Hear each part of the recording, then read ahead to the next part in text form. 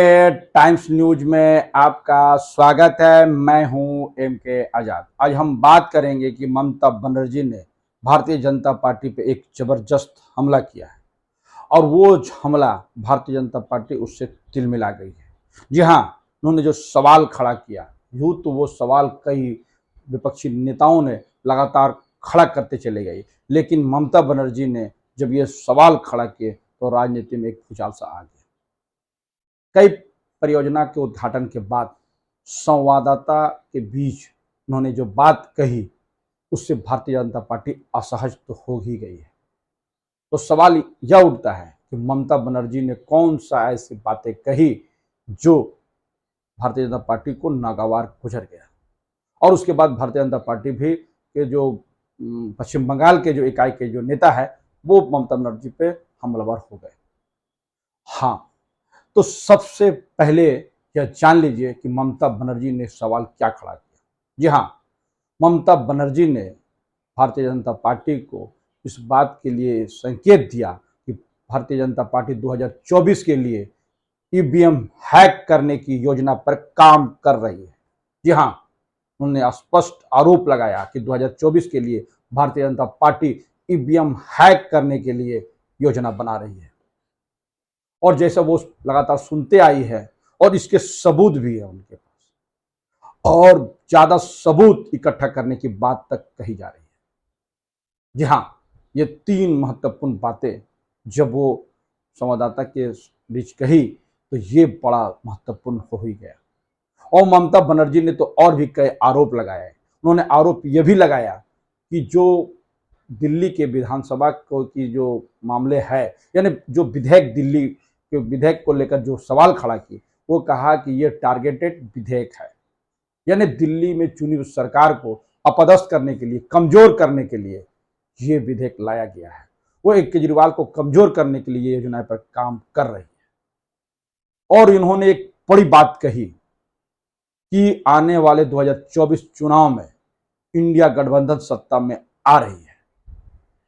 तो ये दोनों में कंट्राडिक्शन की बात तो स्पष्ट हो रही है। क्या भारतीय जनता पार्टी 2024 चुनाव के लिए ईवीएम हैक करने की तैयारी कर रही है, और क्या ममता बनर्जी के पास इसके कुछ सबूत हैं, और कौन से लोग जो है ईवीएम हैक करने के जो तकनीक है उसको पकड़ने के लिए योजना पर काम कर रही है। ये तीनों सवाल आज फिर राजनीतिक गलियारों पर चर्चा का विषय तो बन ही गया। जी हाँ, तो समझने की जरूरत है। आप ईवीएम हैक की जो बातें हैं वो पहली बार तो बिल्कुल नहीं सुने हैं। ये लगातार विपक्षी पार्टियों का लगातार एक तरह से ये कहा जा सकता है कि ये लगातार मांग रही है, और कांग्रेस पार्टी तो बहुत पहले से ही इस मामले को लेकर उठाते चली जा रही है। लेकिन भारतीय जनता पार्टी के जो नेता है वो उसका उपहास उड़ाने से कभी नहीं हिचकती। वो कहते हैं कि जब कांग्रेस पार्टी से जनता विमुक्त हो गई है, जनता मुक्त हो गई है, तो ये बातें लगातार जो है कांग्रेस पार्टी बोलकर अपनी नाकामी को छिपाने के लिए कोशिशें जारी रखी है। जी हाँ, ये है भारतीय जनता पार्टी के नेताओं का प्रहार। तो क्या सवाल फिर वही खड़ा है कि क्या ईवीएम हैक हो सकता है? ये कोई कांग्रेस पार्टी या ममता बनर्जी नहीं, वर्तमान में तो शरद पवार ने भी इस मामले को मीटिंग बुलाई। लेकिन आपको दिलचस्प बात इस बात का भी तरफ इशारा करती है कि इस ईवीएम की बैठक में टीएमसी ने दूरी बना दी। टीएमसी ने दूरी क्यों बनाई, ये तो सहजता से समझा जा सकता है। वर्तमान में शरद पवार के नरेंद्र मोदी जी के साथ मंच साझा करना टीएमसी को नागवार गुजरा है। बताया जाता है कि इसी कारणों की वजह से टीएमसी ने शरद पवार के जो ईवीएम को लेकर जो विपक्षियों की बैठक बुलाई उसमें वो नहीं पहुंचे। ऐसी राजनीतिक गलियारों पर चर्चा का विषय है। हालांकि टीएमसी ने इस मामले में कोई बातें नहीं कही है, लेकिन चर्चा का बाजार है, कयासों का एक बाजार है जो लगातार अपने कयास से लगातार लगाते रहते हैं। बहरहाल, तो क्या ईवीएम हैक हो सकती है? केजरीवाल ने इस मामले पर बहुत पहले प्रहार किए थे और उन्होंने इस मामले पर डेमो तक दिखाए। लेकिन सवाल है कि जब चुनाव आयोग ने सभी पार्टियों को बुलाकर इस मामले पर डेमो देखने के लिए बुलाया तो सभी पार्टियों ने इससे इनकार क्यों कर दिया? क्योंकि विपक्षी पार्टी लगातार चुनाव आयोग से इसी को मांग कर रहे हैं कि सभी पार्टियां, विपक्ष की पार्टियां यही चाहती है कि ईवीएम से चुनाव नहीं हो, तो चुनाव आयोग इस पर क्यों अड़ा है? चुनाव आयोग की दलीलें कुछ और है।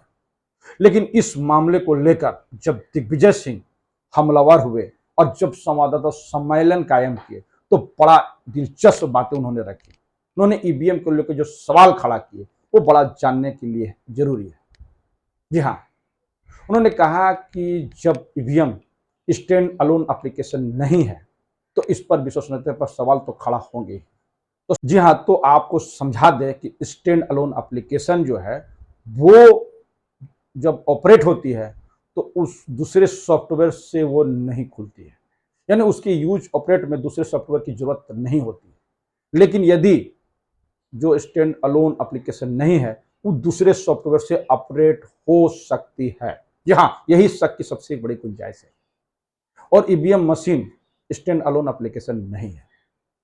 और यही नहीं, जब दिग्विजय सिंह इससे आगे बढ़ते हुए उन्होंने ईवीएम पे लगे हुए चिप के बारे में जो सवाल खड़ा करते हैं वो बड़ा दिलचस्प। वो कहते हैं कि चुनाव आयोग ने पहले कहा था कि ये जो ईवीएम के जो चिप है वो एक बार ही यूज किए जा सकते हैं। बाद में चुनाव आयोग ने ये कहा कि ये मल्टी यूज है, यानी इसकी यूज दोबारा भी की जा सकती है। इसी बात को लेकर दिग्विजय सिंह ने संवाददाता सम्मेलन में बड़ा सवाल खड़ा किया कि चुनाव आयोग भी लगातार अपनी बयान क्यों बदल रहा है, ये भी जांच का विषय है। तो ये सारी बातें राजनीतिक गलियारों पर तो चर्चा का विषय बना हुआ है। तो क्या सिर्फ दिग्विजय सिंह, कांग्रेस और केजरीवाल और ममता बनर्जी और अब शरद पवार ने इस मामले को जो है उठाया है या इस पर शक जाहिर किया है? तो याद करिए, तो अखिलेश यादव ने भी और लालू प्रसाद यादव और नीतीश कुमार ने के भी कुछ नेता ने इस मामले पर सवाल खड़ा किए। तो सवाल फिर वही अपनी जगह पे है कि जब सभी पार्टियां चाहती है कि चुनाव जो है वो ईवीएम से ना हो, तो सत्ता दल में बैठे हुए राजनीतिक दल जो अपने आप को विश्व की सबसे बड़ी पार्टी कहलाती है, वो क्यों इस पर चुनाव कराने के लिए अडिग है? यही सवाल विपक्षियों को कचोटता है। इसी को लेकर वो सवाल खड़ा करते हैं कि जब सभी लोग चाहते हैं कि चुनाव जो है बैलेट पेपर से हो, तो क्यों भारतीय जनता पार्टी के नेता इसी पर चुनाव यानी ईवीएम से चुनाव कराने के लिए आमादा रहती है। लेकिन एक बात भारतीय जनता पार्टी के उस पक्ष में सही हो जाती है, जो वो कहते हैं कि जब विधानसभा का चुनाव होता है और जब वो लोग जीत जाते हैं तो उस वक्त में ईवीएम ठीक कैसे हो जाता है और उसके बाद में कोई विपक्षी पार्टी इस पर सवाल क्यों खड़ा नहीं करती है। जी हाँ, तो ये सवाल उनका वाजिब है। लेकिन इन सब के बीच जब सवाल खड़ा होते हैं तो वो सवाल सिर्फ ईवीएम पे नहीं, नरेंद्र मोदी जी, अमित शाह की नीयत पर भी सवाल खड़ा करते हैं। तो क्या सिर्फ ईवीएम पर दोष मढ़ते के भारतीय जनता पार्टी, विपक्ष के लोग भारतीय जनता पार्टी को टारगेट कर रही है, या भारतीय जनता पार्टी के नेताओं का ईवीएम से कोई विशेष लगाव है? ये बात राजनीतिक गलियारों पर चर्चा का विषय तो बना हुआ है। लेकिन ममता बनर्जी ने जो सवाल खड़ा किए वो सवाल बड़ा महत्वपूर्ण है, क्योंकि याद कीजिए, जिस तरह से ममता बनर्जी विधानसभा के चुनाव लड़ रही थी और उस वक्त में भारतीय जनता पार्टी के नेताओं का यह कहना 2 मई दीदी गई, जिस तरह से प्रचार किया गया, और यही नहीं, जब ममता बनर्जी को मुमताज बेगम कहा गया तो ममता बनर्जी को तो जो ठेस लगा ही, बंगाल की जनता को जो ठेस महसूस हुआ, जो अफसोस लगा, इसकी जो है वानगी यह थी कि बंगाल की जनता ने झोली भर के टीएमसी को वोट दिया और टीएमसी वापस आ गई। और तमाम प्रयासों के बावजूद भी भारतीय जनता पार्टी के जो सपना था कि पश्चिम बंगाल में वो आने वाली है, और जिस तरह से प्रचार प्रसार किया गया, लगातार रैलियों का आयोजन किया गया, रोड शो आयोजन किए गए, और हर लोग, जितने बड़े बड़े नेता थे भारतीय जनता पार्टी के, उसका रुख पश्चिम बंगाल की तरफ चला गया। और आरएसएस और तमाम उनके विंग भी लगातार इसी बात का प्रचार प्रसार करने में लग गई कि 2 मई दीदी गई, यानी दीदी जा रही है। और जिस हिसाब से ममता बनर्जी के विश्वास शुभेंदु अधिकारी को तोड़ दिया गया चुनाव के वक्त में, ये बड़ा महत्वपूर्ण है। और तोड़ा ही नहीं गया, शुभेंदु अधिकारी को ममता बनर्जी के समकक्ष खड़ा होने के पूरे प्रयास किए गए। यूं तो ममता बनर्जी चुनाव हारे, लेकिन ममता बनर्जी के जनता ने पूरे पश्चिम बंगाल में जिस तरह से उनको गले लगाया है, वो भारतीय जनता पार्टी को तो रास बिल्कुल नहीं आ रहा है। यहीं से शुरू होती है भारतीय जनता पार्टी और ममता बनर्जी की जो लड़ाई है, वो जोरों से छिड़ जाती है। जी हाँ, ममता बनर्जी इस वक्त में सबसे ज्यादा हमलावर है। लेकिन याद कीजिए कि जब ममता बनर्जी आपके अटल बिहारी वाजपेयी सरकार में रेल मंत्री हुआ करती थी, और शक करने वाले तो ये भी कहते हैं कि ये बात आपको महसूस होनी चाहिए कि पश्चिम बंगाल में यदि कोई अगर भारतीय जनता पार्टी के लिए खाद और पानी का इंतजाम किया है तो वो है ममता बनर्जी, वरना दूसरे दलों में तो इतनी औकात ही नहीं थी कि वो भारतीय जनता पार्टी को वहां पर जो है ना जगह दे दे। वामपंथी लगातार इसी बात को लेकर चर्चा करते चले जा रहे हैं। तो सवाल फिर वही खड़े है, तो क्या ममता बनर्जी ने भारतीय जनता पार्टी को और आरएसएस को पश्चिम बंगाल में जगह दी, और वह जब पूर्ति आपस में जब नहीं हो पाई, जब दोनों के बीच में नहीं जमी, तो आज ममता बनर्जी लगातार विपक्ष पे सत्ता पक्ष पे बैठे हुए नरेंद्र मोदी, अमित शाह और सारे लोगों को जो है कटघरे में खड़ा कर रही है। जी हाँ, वैसे देखा जाए तो उद्धव ठाकरे, नीतीश कुमार जी और फारूक अब्दुल्ला जी, मुफ्ती महबूबा मुफ्ती जी, ये सारे लोग तो गाहे बगाहे जो है वो तो भारतीय जनता पार्टी के साथ उनका तालमेल तो हुआ ही है। और मुलायम सिंह यादव भी एक समय में भारतीय जनता पार्टी के पाले में चले गए थे। तो ये सारी बातें, और नीतीश कुमार जो आज इनकी अगुवाई कर रहे हैं, ये सारे लोग, चाहे वो जो लोग महागठबंधन में हैं या महागठबंधन में नहीं है, ये सारे लोग तो भारतीय जनता पार्टी के एनडीए के घटक दलों में उनकी उपस्थिति दर्ज हो गई।